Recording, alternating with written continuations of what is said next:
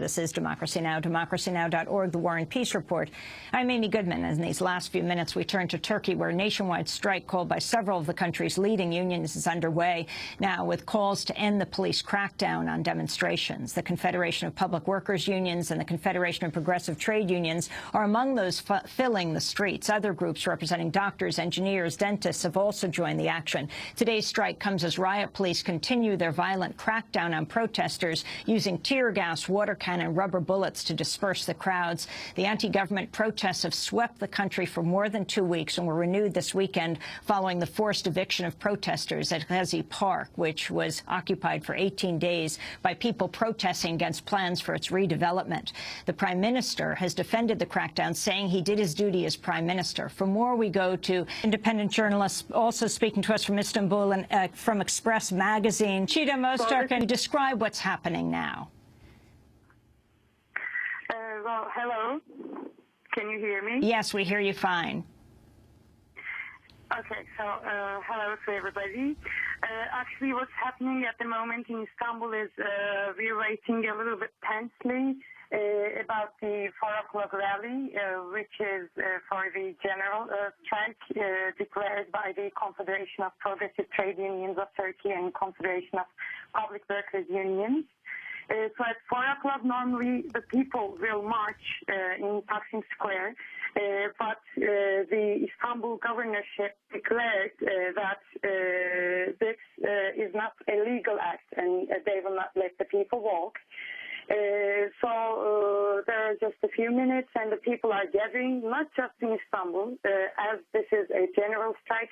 It's all over Turkey and in other parts of Turkey as well.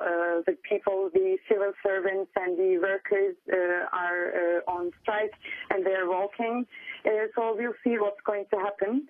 Maybe I could tell you a little bit about what happened last night. Last night, Istanbul had to face one of the most brutal police attacks. And not just the police, actually.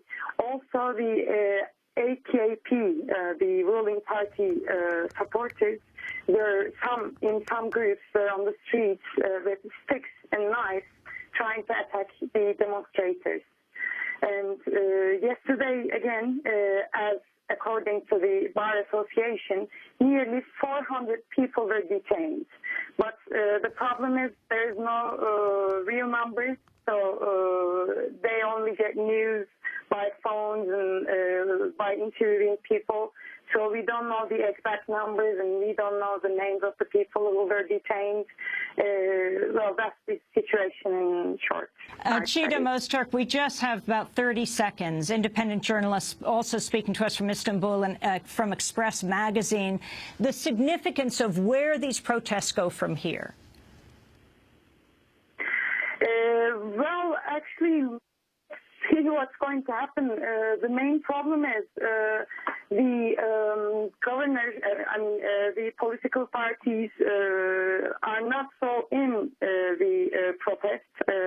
What I mean by the political parties is only the Justice and Development parties in the protest. The least is the people, I would say. I mean, Recep Tayyip Erdoğan, the Prime Minister, is naming the protesters as some losers and some, terrorists.